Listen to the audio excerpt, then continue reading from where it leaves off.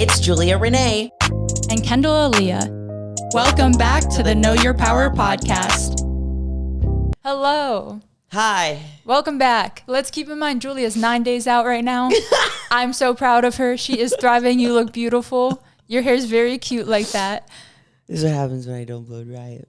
I like it. It turns into... Do you have curly hair? Just in the front. Oh, interesting. Just in the front before the ears. Everything else will just go straight. So then it'll be poodly in the front and then straight in the back. Well, it looks pretty. And yours is curled. Everyone's going to comment, yes. Kendall's hair is curled. It's been a while now, but I finally got a haircut and it was my favorite haircut I ever got. And I was so happy with it. So I've been wearing it down more. Finally, I swear I ask for layers every time I go, but I also don't want to remove length. So I think the fact that I lead with that, every hairstylist I've ever seen is like, well, I'm nervous to cut layers because you're going to lose some length. And I'm like, no, I understand. And that's okay. I don't like that I was giving like Morticia Addams or like Wednesday Addams for a while there. Yeah. So now I have some volume to me. Well, then it's like the front is a little shorter. Yeah. And it always looks like more layered. As long as like the longest part is long, that's all I care about. Yeah. Yeah. Okay, I was going to update you because we were talking about like how we're feeling before we started recording. Last week, after we filmed, I don't know if you remember, but I mentioned multiple times while I was here how lightheaded and dizzy I felt. And so I get in my car and I was like, I don't know why. Like I ate that morning. I drank a lot of water that morning. I couldn't pinpoint like why I would feel so dizzy. As soon as I get in my car, it hits me like a truck and I'm like, oh no. And I live like 35 minutes away from you. So I'm like, I can't make it home. So I pull off at like the closest gas station. I go inside for like a Gatorade and I was going to grab like a lollipop or something because I was like, what if it's blood sugar? Yeah. Like might as well hit all the bases. And so as I'm walking in, I get so dizzy to the point I think I'm about to faint. And then I start having a panic attack. I think like both were causing each other. So I'm freaking out in this gas station. No! I'm freaking out. That's terrible. I'm like trying to look, of course, like I should have had my priorities straight. I'm trying to find like something small with sugar in it, but not too much because I'm in prep. Frick, at that point, eat a donut. Who like cares? Literally, room is spinning. I'm looking around. I'm 2 seconds from telling someone like I need a medical professional, like help me. So I'm standing there, I'm spiraling. I probably looked insane to everyone else, but in me, I was like literally just find something, put it on the counter, pay, and get to that car. Mm-hmm. And I finally make it to the car. I had to lay there for like almost an hour and a half before driving home. I think in hindsight now, I think it was just vertigo, which I do get sometimes, which are like paired with migraines for me. So not super uncommon, but has never happened while driving or in public. So it was a really freaky time. But how did you get vertigo? Was it driving here that you started feeling it maybe? I like woke up feeling uneasy that day, but was kind of like a little sleepy and not paying attention to it. But leaving here was when it really, really hit me. But usually it's just like an inner ear, an actual like brain thing. So nothing triggers it per se. It just like happens to me sometimes. It was so scary. And I've been meaning to tell you because it was just like a crazy time. No. I should have just stayed here a little longer and like debriefed. Yeah, that was my fault. You should have just took a nap skis. Yeah. Anyway, so that was last Wednesday. That was crazy. Well, damn.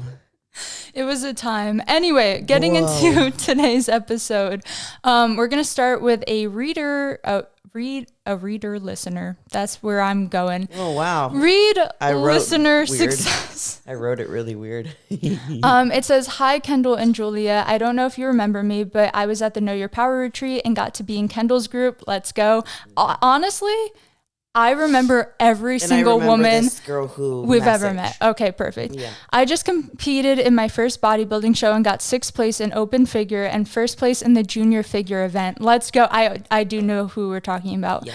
I started listening to the pod back in October and I can't begin to express how much you guys have contributed to my success. Just wanted to say thank you for sharing your knowledge. I don't think I would have committed to doing a show without seeing the day-to-day life of a girly bodybuilder.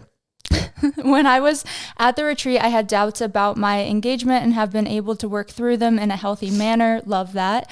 My mind was open through the exercises you did, and I've greatly reaped the rewards of it. My fiance and I are planning our wedding now. I don't expect you to come, but you're invited if you'd like. We made a wedding website. Feel free to check it out. That's amazing. Know Your Power sent her a gift. That's so cute. Let's go. I think it arrived last Saturday or something like that. Amazing. But yeah, I think as soon as I read it, I was like, I know exactly who this is. I know exactly who it was. So I wanted to share. Oh, I'm so proud of her. Especially she was in like my small group.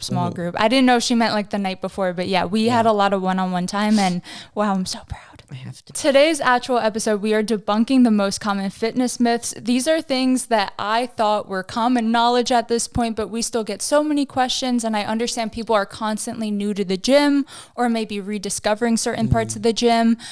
So we just wanted to go through the most common misconceptions or like lies I feel like the media puts out or we hear.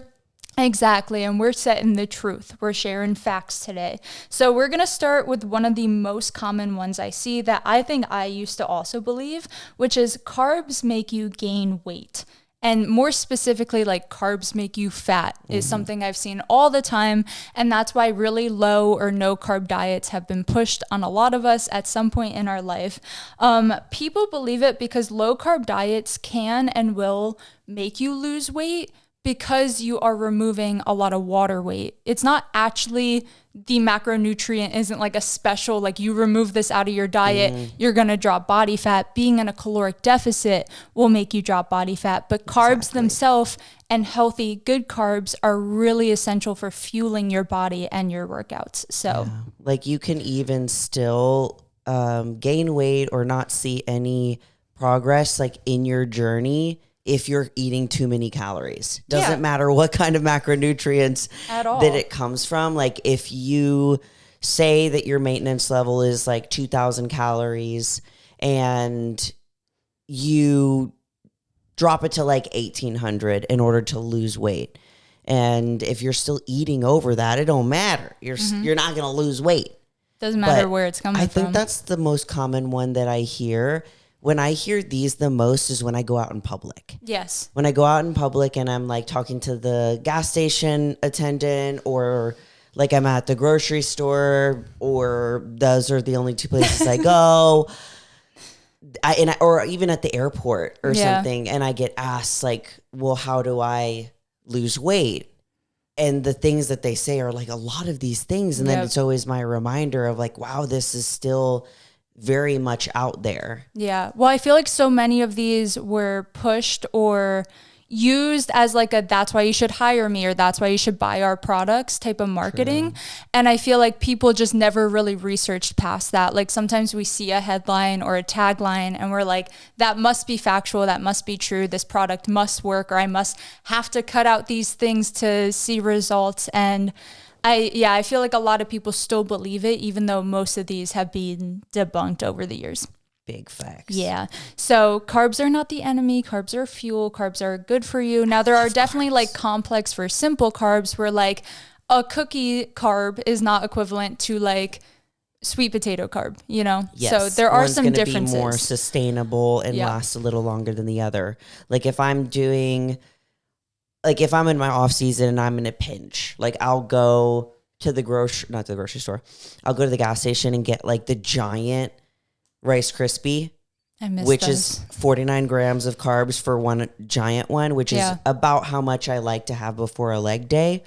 Now, do I ideally want to do that every time? No, because it's quick, fast acting, but it's more likely you're going to crash later. Yeah. But if I'm like, okay, I am 10 minutes away from going to my workout, 30 minutes away, I'm going to do that because it's better than having no carbs. Yeah. Versus an hour before training, I'm like, let's have some hearty sweet potatoes, some like white rice or something, or brown rice, something that's going to like sustain me a little longer. I really encourage every listener to start like really keeping track of the amount of carbs or just making sure you have a good carb with enough time to digest before your workout and just watch the difference. Because my energy used to tank halfway through my workout and I used to feel like super fatigued and super weak some days.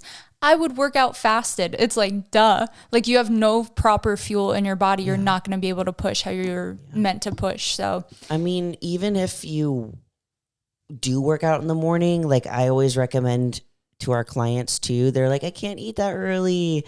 You can supplement with, if you want to, like a liquid carb. Like Buff Chick makes one. It's like 25 grams of carbs. You can mix it into your pre-workout, like sip it along through your training so that when you start to feel that little spike, hopefully not spike, when you feel that drop, hopefully it can like sustain you throughout. I knew what you meant. Words. My coach actually just implemented that for like my new program with him. My like one really heavy glute day of the week, I'm supposed to have intra-carbs. It's my first time ever doing that. And I'm telling you, dude, I'm like, why did I used to hate carbs or fear carbs or whatever? Like I would rather eat mine. True. But I love intra carbs during a training session so much, but then I'm also like shedding a tear because I'm like, I could have had 25 grams of carbs and I do think ate. about You know that. what I mean? I do think about I'm it. like, that's one Rice Krispie treat. See how much we love carbs? This is why you shouldn't. Okay, the second misconception is lifting weights will make you bulky. I feel like people see bodybuilders, people who have either naturally been training for a really long time or are even on PEDs and going that extra mile. And sometimes we see those people, again, like modeling certain things or on social media, and you immediately assume, oh, they touched a dumbbell a few times and that's why their shoulders look like that, their chest, their lats. Like it takes so many years and so much work and intentional training to be bulky. I believe this as well. And whenever I first started training, I believed this a lot. And then once I started realizing actually how hard, I believe it is harder to put on muscle mass than it is to lose weight. Yeah. I could lose 5 pounds overnight. It takes a lot longer too. I could lose, I know exactly how much weight I lose overnight, typically. I can manipulate water and salt and dry myself out and lose 6, not like from all the years of doing this, I'm like, weight doesn't matter. But I have just realized that it is a lot harder to put on mass than it is to like lose weight. So when I hear people say stuff like this, I'm like, no, I totally get you because I've thought the same thing. Same. But I'm also like, I wish. Yeah. I'm like, I wish that I could get bulky by looking at a dumbbell. Like I have been training for 10 years and I'm like, and I only look like this. Oh, like, I wish.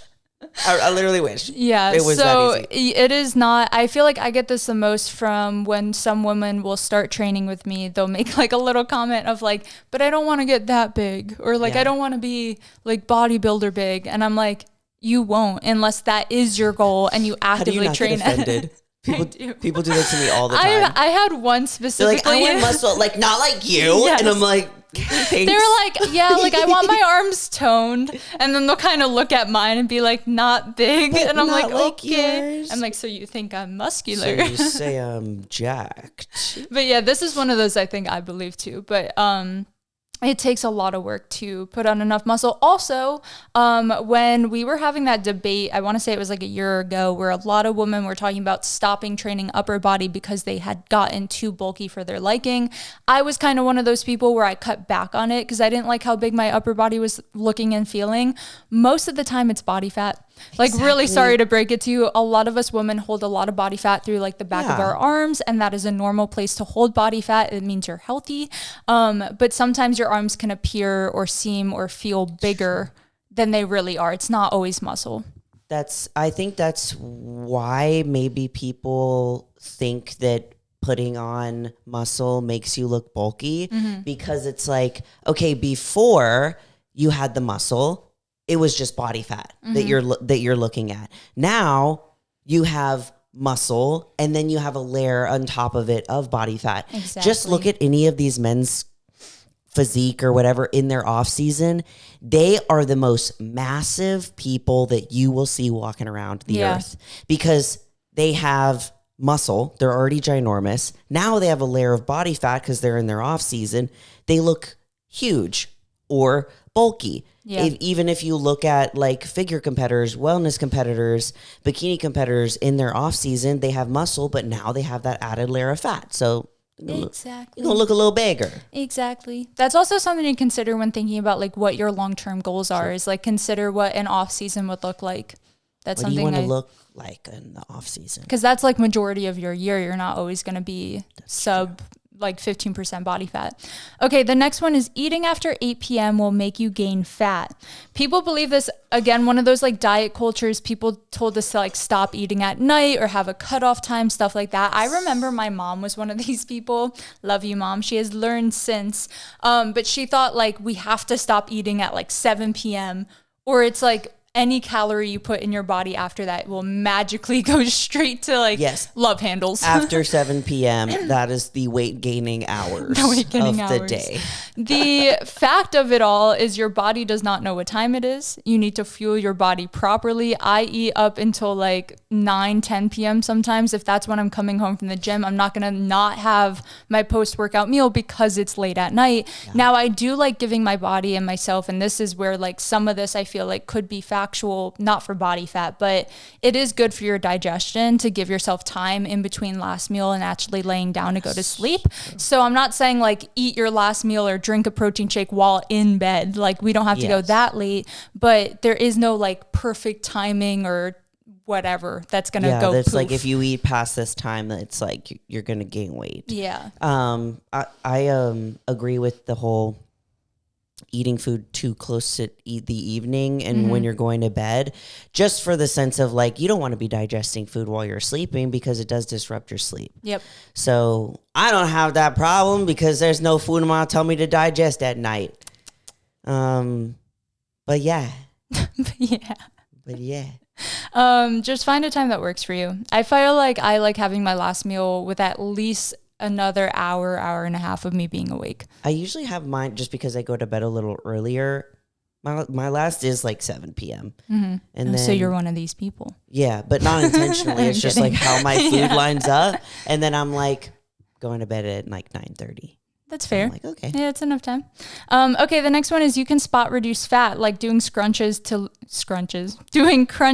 lose belly fat. I know. Words. This was one of those I think I believed when I started because the way I trained abs, which like I'm grateful for her now. Because now I have abs because of her. But I used to train abs so freaking much and never understood why people said abs are made in the kitchen. I was like, that's BS. I'm going to train my way there. I'm going to lose body fat there. And obviously, like training certain areas will make them look good as you lose body fat, but you will not actively hit a certain muscle and lose body fat in that area. You are simply building up muscle tissue in that area. It'll be there, which is great to have. It's great to have a strong core, but if there's still that layer of body fat over it, you ain't gonna see it. Exactly. You know, like I don't see my abs until I get to a certain body fat percentage, and that's usually the last place to go. Do I still train them? Yes. But I don't, expect them to show year round, unfortunately, unless I'm lean enough. A lot of it's genetic too, of just where you hold body fat, where my abs become more visible a little early on. But for me this year, like my legs, I swear haven't budged yet. So it's just like where you end up losing and holding body fat, you can't pick. And it's always the areas we want to lose it in that are the last to lose, unfortunately. That's so true. I tell that to a lot of like my clients where like, I want to lose like in this specific area. And I'm like, I hate to break it to you, girl, but the place that you hold the most is usually going to be the last to go. Yep. But once you have that awareness, it's kind of like, all right, like I can hopefully accept that this is how my body works. Like for you. And then for me, like we're the opposite. Your abs they're in now. Mine come in like 2 weeks out. And I'm like, oh, okay. It's always grass is greener because I look at your tie-in and I'm like, my legs. Yeah, like my limbs stay lean year round. Like I'll have lines in my legs and like shoulder stuff, but it's like this torso area. Yeah. My back, upper back, lower back, stomach is just where I hold it. It's common. So I'm like, Unfortunately, I feel like maybe we should all start lying to ourselves about what our body fat goals are. True. if I start being like, I don't want lean legs, maybe they'll finally lean out. I really don't want lean legs. Yeah. I could care less. I could care less. It would be nice. It would also be nice if we could lose evenly everywhere, but like it's fully up to genetic. Yeah, it would be sick. Okay, the next one is doing more cardio equals faster fat loss. This is one I definitely believed. I thought like the more you sweat, the more fat you're losing. There's also another like subsection to this one of like that if I want to build muscle, I can't do cardio at all. If I want to lose weight, I can't lift weights at all. Like there's this flip where I'm like, you could do both all the time. Yeah, I think where that one comes in is like people think you have to be in a crazy surplus or a crazy deficit. Yes. I don't think people realize you can do a lot around your maintenance calories, which I was one of those people. Like my first off season ever, I bulked to the freaking heavens. Okay. I was eating so much food, refused to do cardio. I was like, I'm putting on weight. And what I learned from that was I gained a lot of body fat with the muscle I gained, which didn't feel worth it to me because I didn't feel confident in my skin anymore. Yes. So it's one of those things like you just need to find like the perfect balance for you. Now, if you love doing cardio, we're not saying like doing a good amount of cardio isn't going to get you results. It's just like there is a limit to how hard and how much you push, where a lot of the times you're losing more water weight or like you're going to be too fatigued or to actually push heavy in the gym and put on that size. Like right now in my peak 10 days out, I'm doing 50 minutes of the Stairmaster 5 days a week. Now, would I do this in my off season when I'm putting on muscle and that's my goal? No. Yeah. I wouldn't. But I would keep cardio in because I know that what I need to do when I do start competing again, and I don't want to have to start from square one with cardio. I want to keep my cardiovascular health up. Yeah. Maybe I'll drop it to like eventually 25 minutes, 5 days a week because I just love the routine of it. It keeps me accountable. And it also helps me in my off season because a lot of lifting heavy and pushing in the gym has to do with how well your cardio is. Yeah. Because if you're at the bottom of a squat and you're just gassed, not necessarily losing strength. If you had some cardio up in this, maybe you could have gotten past that. And I have noticed I've done off seasons with cardio. I've done off seasons without. I've had way better off seasons with lower amounts of cardio, still steady state, not going too intense and putting on size. And my lifts are better because my cardio is up. I think we even did a leg workout together where we were doing Bulgarians. And I was like, my limiting factor on Bulgarian split squats used to be literally my heart, where I would like have to take a break. I'm having heart palpitations. Like I would just be so out of breath. Like I feel like my heart conditioning was just like not great. Well, what do you think about now since you've been They're so much easier. Cool. And I'm like, oh, Bulgarians aren't that bad if you're like taking care of the rest of your body. True. They're still hard. Don't get me wrong. They're still hard, but now easier. It's not, the limiting factor isn't strength. It's cardio. It's cardio.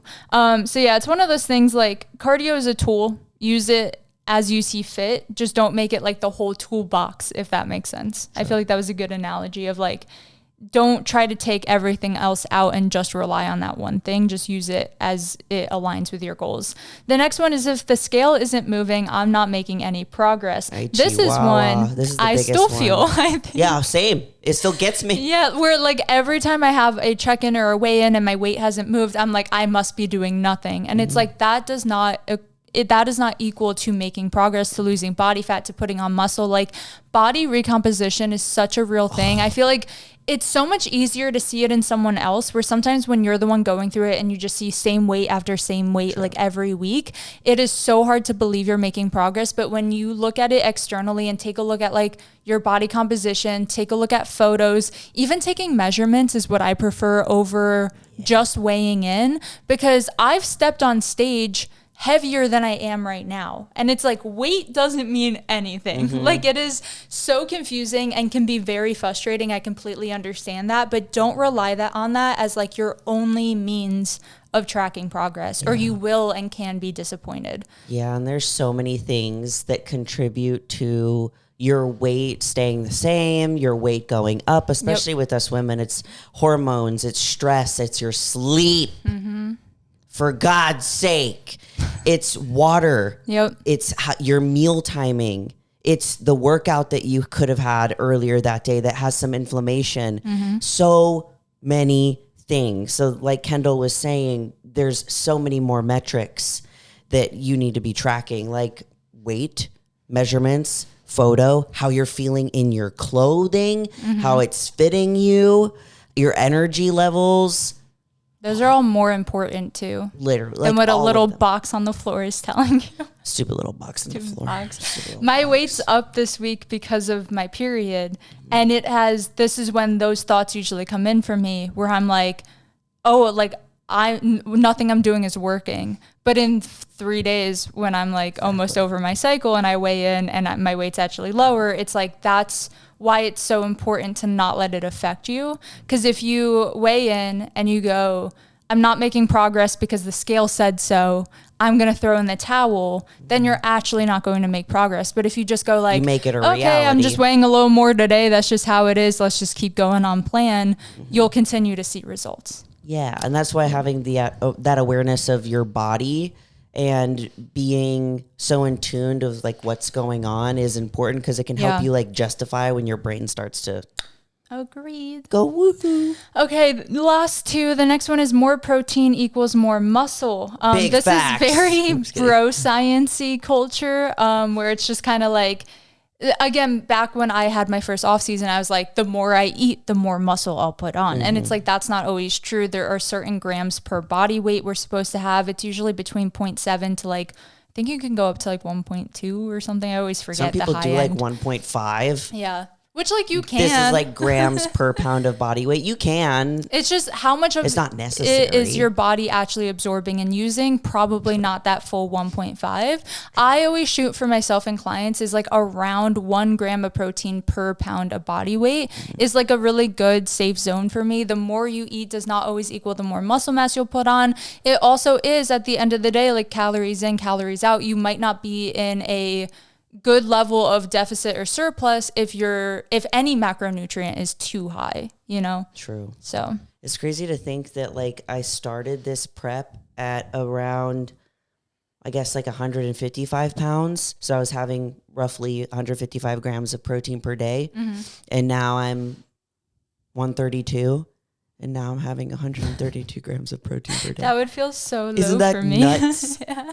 That's crazy. I think what I realized about this prep, because I was just intuitively eating before starting, kind of like last year, because beginning of this year, I knew I was going to prep at some point in this year. So then I started tracking. But when I wasn't tracking, I was definitely under eating protein. So on the flip side of this, a lot of people, and women especially, under eat the amount of protein they're supposed to. So don't let us be like, more protein is bad. It's just there is like a perfect range that we're supposed to have. Mom, if you're listening, that's you.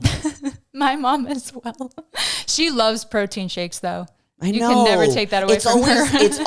It's all these moms that are our mom's age, all of them. Love protein shakes? They love the protein shakes. They will not eat a chicken breast. Like, eat a chicken breast. God damn it. My mom flies with her protein powder, and she has like the vanilla flavor, and she is willing to go through TSA and have her white powder tested, then give up that protein powder, and I love her so much Then eat a chicken breast. I'm telling you.